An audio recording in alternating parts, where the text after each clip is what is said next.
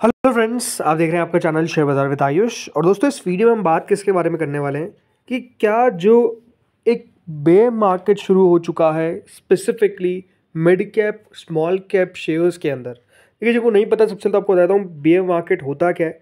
देखिए, जब भी 20% से ज़्यादा आपको करेक्शन देखने को मिल जाता है इंडेक्स के अंदर, जैसे कि अगर आप करेंटली देखेंगे हमारे बीएसई स्मॉल कैप इंडेक्स को, तो जो स्मॉल कैप इंडेक्स है 6 महीने में 15% नीचे दिखता है। लेकिन जो सही तरीका होता है उसको देखना होता है कि किस तरीके से अपने हाई से आपको मार्केट्स गिरते हुए दिखे।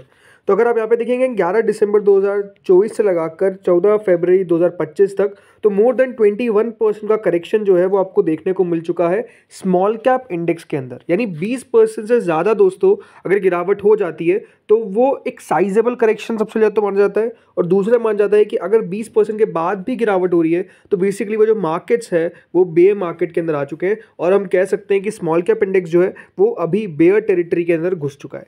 सेम अगर आप मिड कैप को देखेंगे तो मिड कैप लास्ट 6 महीने के अंदर क्लोज टू 16% करेक्ट हुआ है। बट यहाँ पर भी अगर आप टॉप से कंपेयर करने जाएंगे तो ऑलमोस्ट 20% से ज़्यादा की गिरावट जो है वो आपको देखने को मिल चुकी है स्मॉल कैप के अलावा मिड कैप इंडेक्स में भी। तो ओवरऑल भले वो मिड कैप हो भले वो स्मॉल कैप हो, ये दोनों इंडेक्स के अंदर जिस तरीके की गिरावट देखने को मिल रही है और जो एक बेयर टेरिटरी के अंदर ये दोनों जा चुके हैं, इन दोनों का जाने का मतलब ये है कि देखिए बहुत सारे शेयर्स जो है वो नो डाउट 30%, 40%, 50%, 60%, इवन 70% तक दोस्तों बहुत सारे जो शेयर्स है, जी हाँ 70% तक स्टॉक्स जो है वो करेक्ट होते हुए देखने को मिल चुके हैं। और जिस तरीके से अभी एक मार्केट्स के अंदर अगर आप देखेंगे पिटाई चलती हुई नज़र आ रही है और जिस तरीके से आप कह सकते हैं कि एक ब्लड बाथ जो है वो मार्केट्स में चलता हुआ दिख रहा है, ऐसे में एक सबसे बड़ा सवाल यही निकल कर आता है कि जो पोर्टफोलियो है, जो आपका और मेरा पोर्टफोलियो है, हम उसको किस तरीके से बचाएं। क्योंकि गिरावट तो अगर आप देखेंगे तो लगातार चल रही है और ये जो गिरावट है ये स्पेसिफिकली थमने का नाम नहीं ले रही है।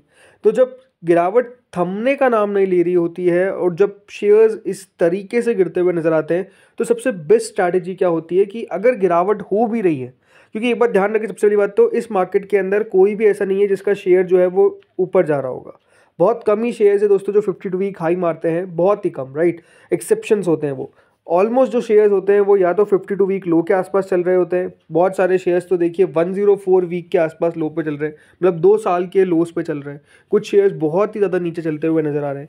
और मैक्सिमम पोर्टफोलियोज़ की हालत यही है कि गिरावट जो है वो काफ़ी हो चुकी है। पोर्टफोलियो जो है वो 15%, 20%, 30%, 40% इवन करेक्ट जो है वो लोगों के हो चुके हैं। आपके भी हो चुका है, मेरा भी हो चुका है, हम सबका पोर्टफोलियो हो चुका है।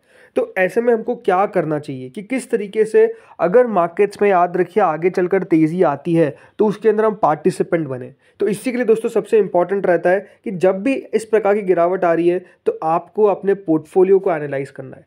जितनी भी कंपनीज है आपके पास, मान लीजिए अगर आपके पास 10 कंपनी है, और क्योंकि मैं वीडियो आज बना रहा हूँ उसके पीछे का रीज़न है क्योंकि Q3 के रिजल्ट्स जो है वो बेसिकली दोस्तों ओवर हो चुके हैं और अब यहाँ पर आपके पास पूरा मौका है अपनी कंपनीज को एनालाइज करने का। किस तरीके से एनालाइज करेंगे इस बारे में दोस्तों इस वीडियो में हम चर्चा करेंगे, ताकि अगर मार्केट्स में, याद रखिए, तेज़ी आई और अगर आपके पास वो पोर्टफोलियो है, पोर्टफोलियो में वो शेयर है जो बढ़िया कर सकता है, उसके पीछे का रीजंस क्या है वो बताएंगे। एंड अगर आपके शेयर में प्रॉब्लम है तो डेफिनेटली आपको किस तरीके से उस कंपनी को देखना है ये भी हम बात करेंगे। तो फॉर एग्जांपल दोस्तों एक कंपनी लेते हैं और याद रखिएगा एग्जांपल के लिए कंपनी है रिलायंस इंडस्ट्रीज, राइट। अब रिलायंस को अगर देखेंगे तो अभी 1214 पे ट्रेड कर रहा है, लेकिन लास्ट 6 महीनों में ऐसे तो 17-18% गिरा है, बट अगेन यहाँ पर भी अगर आप गिरावट देखेंगे तो मोर देन 20% की आपको देखने को मिल चुकी है। 27 सितंबर 2024 को अगर आप देखेंगे तो जो स्टॉक था और आज है उसमें करीबन 20% तक रिलायंस जैसी बड़ी कंपनी जो है वो करेक्ट होती हुई दिख चुकी है। तो रिलायंस में दोस्तों अगर गिरावट आ रही है तो सबसे पहली बात तो आप समझ सकते हैं कि मार्केट्स की हालत किस तरीके की है। बिकॉज एक बात ध्यान रखिए, रिलायंस हो गया, HDFC बैंक हो गया, Kotak, right, ICICI, Wipro, TCS, Infosys, ये सारी हैवी वेट्स हैं, राइट। ये मार्केट्स को दोस्तों सहारा देते हैं और हमेशा एक बात ध्यान रखिए, हैवी वेट्स ज़्यादा गिरते नहीं है, लेकिन रिलायंस के अंदर गिरावट काफ़ी देखने को मिली है। तो अगर रिलायंस को मुझे एनालाइज करना है तो मैं किस तरीके से एनालाइज करूँगा, तो सबसे पहली चीज़ जिसके ऊपर मुझे नज़र डालनी है वो है दोस्तों कंपनी के क्वार्टरली रिजल्ट्स, राइट। हमें क्वार्टरली रिजल्ट्स देखने हैं। अब अगर आपको रिजल्ट देखने कहाँ पर चेक कर सकते हैं, तो देखिए इसके लिए बहुत सारी वेबसाइट्स है। सबसे बेस्ट होती है स्क्रीनर, आप स्क्रीनर पे जाकर चेकआउट कर सकते हैं। तो यहाँ पर दोस्तों आपको जाना है और देखना है कंपनी के नतीजों को। जैसे कि दिसंबर 2024 के दोस्तों कंपनी अभी नंबर्स पेश करे, जिसमें कंपनी की जो सेल थी वो क्लोज टू 2,39,000 करोड़ पर हमको पहुंचती हुई नजर आई। इसके साथ साथ जो कंपनी का ऑपरेटिंग प्रॉफिट मार्जिन यानी ओपीएम, अब हमेशा एक बात ध्यान रखिए कि कंपनी का अगर रेवेन्यू जो है वो बढ़ रहा है कि घट रहा है, जैसे कि इसको दो तरीके से हम देखते हैं मेजरली। एक तो हम देखते हैं क्यू ऑन क्यू, यानी कंपनी का पिछला क्वार्टर और इस क्वार्टर में किस प्रकार की ग्रोथ थी। तो अगर यहाँ पर देखेंगे तो कंपनी जो है वो करीबन 2,39,000 करोड़ पर आई और इससे प्रीवियस 2,31,000 करोड़ थी। तो कंपनी का क्यू ऑन क्यू तौर पे तो रेवेन्यू आपको बढ़ता हुआ नजर आया। और एक और जो तरीका होता है वो होता है दोस्तों कौन सा, वाई ओ वाई, कि हमको देखना रहता है कि कंपनी ने साल भर साल ग्रोथ करी है या फिर कंपनी ने डी ग्रोथ करी है। तो अगर यहाँ पर हम देखते हैं सेल्स को दिसंबर 2024 को और किससे कंपेयर करते हैं दोस्तों हम कंपनी की सेल्स को from the previous year same quarter. तो दिसंबर 2023 के अंदर कंपनी की सेल थी 2,25,000 करोड़। अब यहाँ पर अगर आप देखेंगे तो वाई वाई सेल्स ग्रोथ दिखाता है, कंपनी ने साल भर साल अपनी ओनली 6.62% सेल्स के अंदर ग्रोथ दिखाई। अब अगर आप नोटिस करेंगे तो एक बार ध्यान रखिए 6% की ग्रोथ तो कुछ खास होती नहीं है, राइट। 6% की ग्रोथ दिखाना ये दिखता है कि डेफिनेटली कंपनी की ग्रोथ जो है वो उस प्रकार से नहीं हो पा रही है। इसके बाद हम आते हैं दोस्तों मार्जिन्स के ऊपर। क्या कंपनी का मार्जिन में भी वीकनेस देखने को मिल रही है। ओपीएम यानी ऑपरेटिंग प्रॉफिट मार्जिन्स, इसका मतलब ये होता है कि कंपनी का किस प्रकार से मार्जिन चलता हुआ नजर आ रहा है आफ्टर कटिंग आउट एक्सपेंसेस। तो इसके बाद अगर आप देखेंगे तो 18% दोस्तों कंपनी का ऑपरेटिंग प्रॉफिट मार्जिन था। इससे प्रीवियस क्वार्टर में 17% था, तो यहाँ से तो बढ़ता हुआ दिखा। और इससे प्रीवियस ईयर सेम क्वार्टर में मार्जिन जो था वो 18% था। तो कंपनी के मार्जिन अगर आप देखेंगे तो स्टेबल है, वहाँ पर आपको ना बढ़ोतरी देखने को मिली है ना कुछ कमी देखने को मिली है। अब आते हैं मुनाफे पे, कंपनी का प्रॉफिट कितना है। कंपनी का प्रॉफिट दोस्तों 21,930 करोड़ का था और इससे प्रीवियस कंपनी का जो प्रॉफिट था वो 19,323 करोड़ का था। तो प्रीवियस क्वार्टर से इस क्वार्टर में तो बहुत बढ़िया ग्रोथ देखने को मिली है। बट क्या कंपनी की ग्रोथ साल भर साल भी इसी तरीके की देखने को मिली है।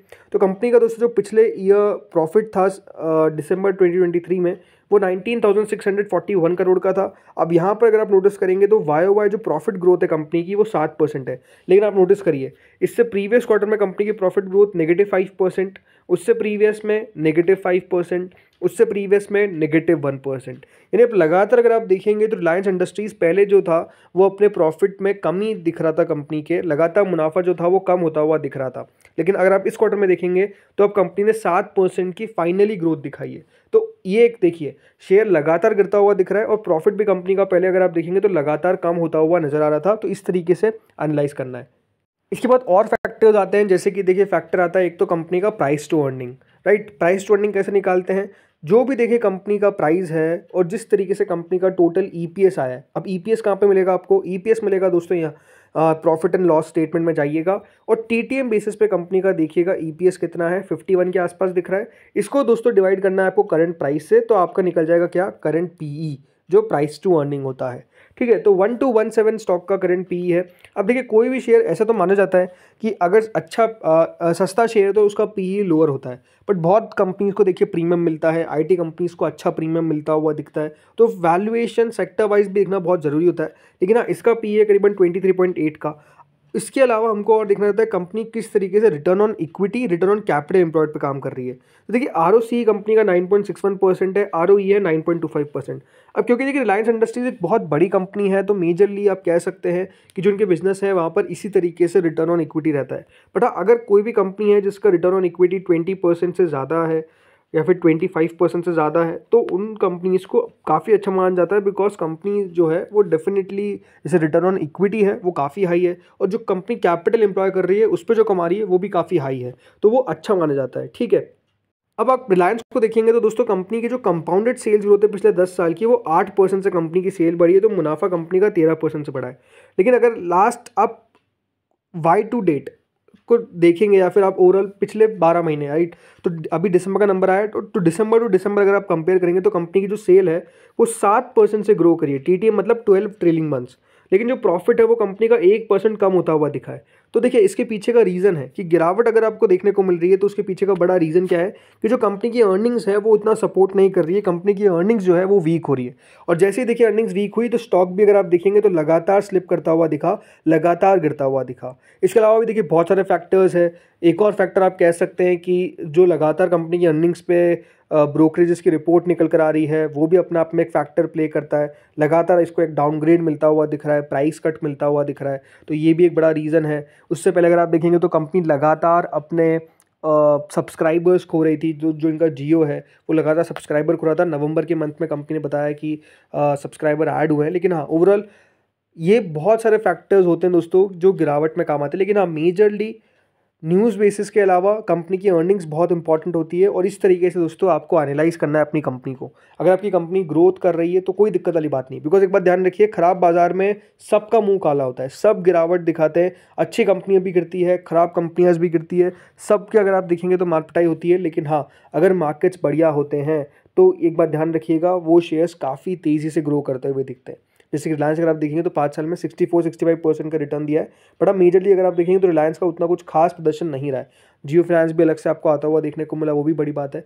बट स्टिल अच्छे मार्केट्स में स्टॉक चलेंगे, अगर कंपनी के रिजल्ट अच्छे हैं तो वो बिल्कुल रिएक्शन देंगे। खराब बाजार में तो देखिए हालत ख़राब रहती है। तो इस तरीके से अगर आपके पास 10 कंपनीज़ हैं, अब आप एनालाइज करने बैठिए सैटरडे संडे, उन कंपनीज़ में देखिए क्या कंपनी की सेल्स ग्रोथ हो रही है, क्या प्रॉफिट ग्रोथ हो रही है, क्या रिटर्न ऑन इक्विटी बढ़ रहा है, क्या रिटर्न ऑन कैपिटल एम्प्लॉयड बढ़ रहा है।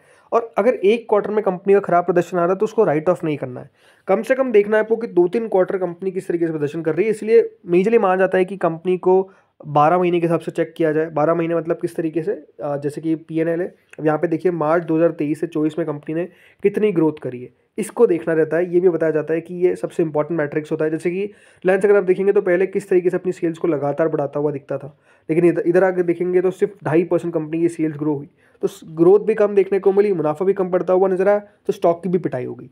तो दोस्तों इस तरीके से कंपनी को आप एनालाइज करिए। हाँ अगर आपकी कंपनी अच्छे नंबर्स के बावजूद भी कर रही है तो हो सकता है कि देखिए उसकी जो वैल्यूएशन हो वो बहुत ज़्यादा हाई चली गई हो, इसके कारण जो गिरावट हो रही है वो हो रही है। तो होपफुली दोस्तों आपको वीडियो समझ में आया होगा, अच्छा लगा होगा। अगर लगा तो लाइक करिएगा। आप लोग बताइएगा एनालाइज करने के बाद कि आपको क्या लगा, कंपनीज आपकी कंपनीज में क्या वैल्यूएशन आई थी, क्या नंबर्स में आपको डी ग्रोथ देखने को मिली, या फिर कोई और समस्या है। इस वीडियो में इतना ही था। होपफुली वीडियो बढ़िया लगा होगा। Thank you friends for watching this video.